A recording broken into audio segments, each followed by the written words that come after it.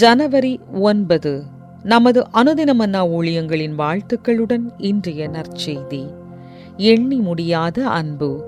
இன்றைய வேதாகம பகுதி எரேமியா 31:1 முதல் 6 வரையுள்ள வசனங்கள். அக்காலத்திலே நான் இஸ்ரவேலின் வம்சங்களுக்கெல்லாம் தேவனாயிருப்பேன், அவர்கள் என் ஜனங்களாயிருப்பார்கள் என்று கர்த்தர் சொல்லுகிறார். பட்டயத்திற்கு தப்பி மீந்த ஜனம் வனாந்தரத்தில் இரக்கம் பெற்றது. இஸ்ரவேலுக்கு இளைப்பாறுதலை கட்டளையிடப் போகிறேன் என்று கர்த்தர் சொல்லுகிறார். பூர்வ காலம் முதல் கர்த்தர் எனக்கு தரிசனையானார் என்பாய். ஆம், அநாதி சிநேகத்தால் உன்னை சிநேகித்தேன், ஆதலால் காருண்யத்தால் உன்னை இழுத்துக் கொள்ளுகிறேன். இஸ்ரவேல் என்னும் கன்னிகையே, மறுபடியும் உன்னை கட்டுவிப்பேன். நீ கட்டப்படுவாய், மறுபடியும் நீ மேள வாத்தியத்தோடும் ஆடல் பாடல் செய்கிறவர்களின் களிப்புள்ள கூட்டத்தோடும் புறப்படுவாய். மறுபடியும் சமாரியாவின் மலைகளிலே திராட்சத் தோட்டங்களை நாட்டுவாய். நாட்டுகிறவர்கள் அவைகளை நாட்டி அதன் பலனை அனுபவிப்பார்கள்.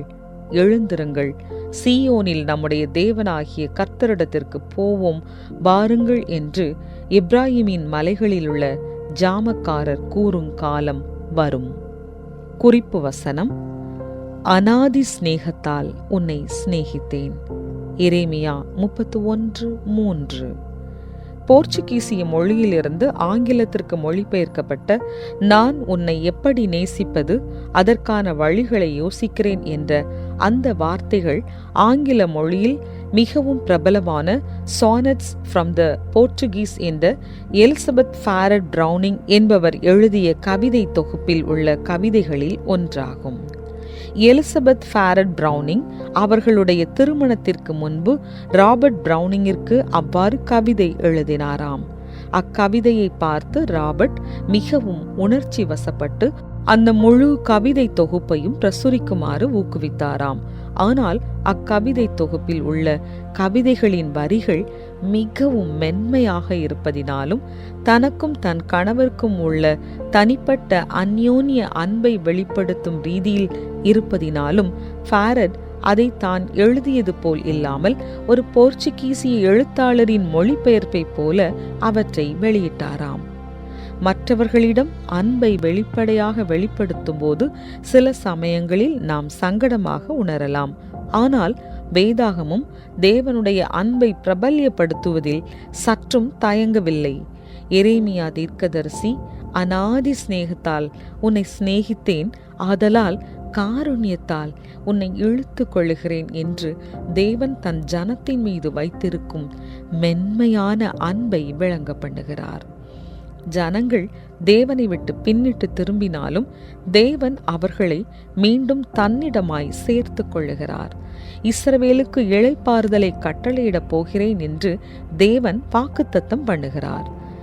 கிறிஸ்து இயேசு தேவனுடைய மறுசீரமைக்கும் அன்பின் இறுதி வெளிப்பாடாக இருக்கிறார். அவரிடமாக திரும்பும் அனைவருக்கும் சமாதானத்தையும் இளைப்பாறுதலையும் அருளுகிறார்.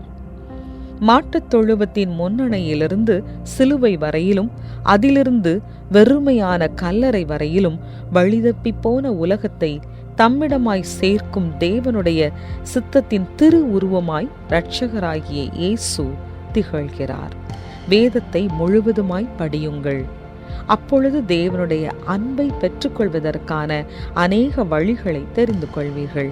அவைகள் நித்தியமானவைகள் என்பதினால் அவற்றை நம்மால் எண்ணி முடியாது. தேவன் உங்களை நேசித்த சில வழிகள் யாவை? இன்று அவருடைய அன்பை எவ்வாறு திருப்பி தரக்கூடும்? அன்பான தகப்பனே, என்னை முழுமையாகவும் தனிப்பட்ட முறையிலும் நேசித்ததற்கு நன்றி. என்னுடைய ஜீவியத்தின் மூலம் உம்மை முழுவதுமாய் நேசிக்க எனக்கு உதவி செய்யும். ஆமென்.